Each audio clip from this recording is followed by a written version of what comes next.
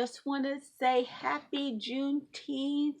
Let's go. I am so excited to share what I will be doing for Juneteenth this year.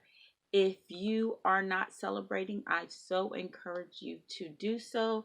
There are so many things that you can do. Just Google Juneteenth and see what events are happening around where you live, your local um, area, and I'm sure that there's something that is happening.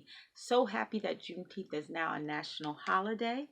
So one of the things that actually shocked me, you guys know, most of you know that I am a school principal, and a few years back, we were teaching our students about Juneteenth, and they went home, of course, and told their parents about it. And I was so happy because the kids, when I saw them the next day, they were like, my parents didn't know about Juneteenth. And so they were excited when I was teaching them about it. So the kids were excited that they got to share and teach their parents something. And then parents were so excited about learning from their children. So that was amazing.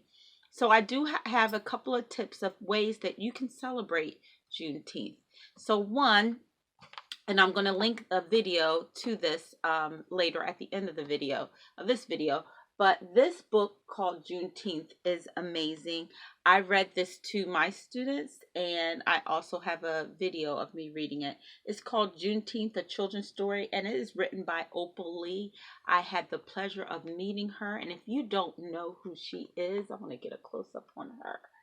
If you don't know who she is, she helped get this legislation passed that helped to make Juneteenth our national holiday. She has a phenomenal, amazing story, and she actually did a walk around this country to raise awareness about the need for Juneteenth to be a national day of observance, um, and then this created this beautiful storybook. So I encourage you to order this book, and then you could read this book to your children so that they have some historical background on why we are commemorating this special day, and that they can understand their history. If they don't know their history, is something that they definitely should know, and I think this is a great way to explain that to them. So that's one thing that you can do. Another thing you can do is celebrate with family and friends. So I will be going to a park tomorrow. It's Malcolm X Park is in Philadelphia, and they are doing a parade, but also like a free barbecue. So everyone gets to eat, but the purpose of it is not that. Of course, the purpose is to raise money for food insecurities in the city, and so using this as an opportunity to give back to the community, I think is an amazing thing. So we're going to be doing that tomorrow for our Juneteenth celebration. So a lot of people have cookouts and things like that, just like people do on the 4th of July. Y'all, this is our Independence Day.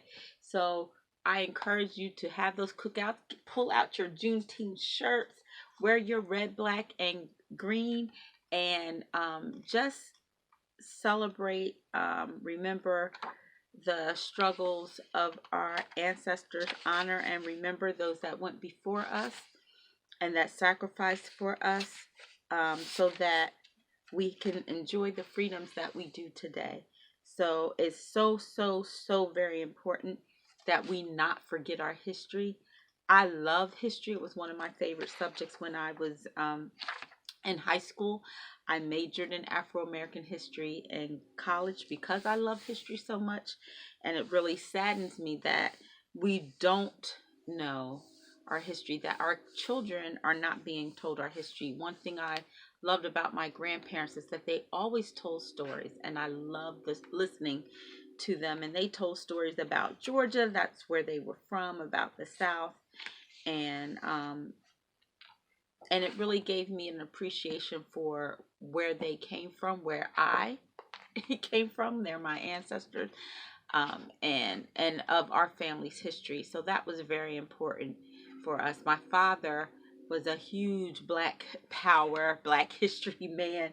I remember when he came to live with us, we were not allowed to have white dolls. He got rid of all of those and said we needed to have black dolls. And he taught us about our history. I remember him coming to my elementary school and talking about the the middle passage and doing a demonstration to just explain how slaves were brought over to this country, and being so proud of of him doing that. And again, I didn't know those things. So my dad is the one that made me learn the Black National Anthem as a kid. I had to play it on the violin. He was doing a Black History Month program. He's like, "You're gonna play the Black National Anthem." I had just started playing the violin, mind you.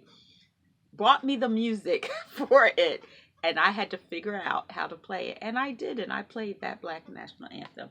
We also memorized poems and things like that, and so I'm so grateful that I had that background in my life, because it helped my character. It helped me to appreciate who I was. I didn't go out in the streets and around in school acting crazy, because I knew I was representing my family and I was proud of my heritage. So I do think that that's something that we've lost. A lot of our kids don't know the struggle and the history, and that's our fault as the elders. So we need to do a much better job of that.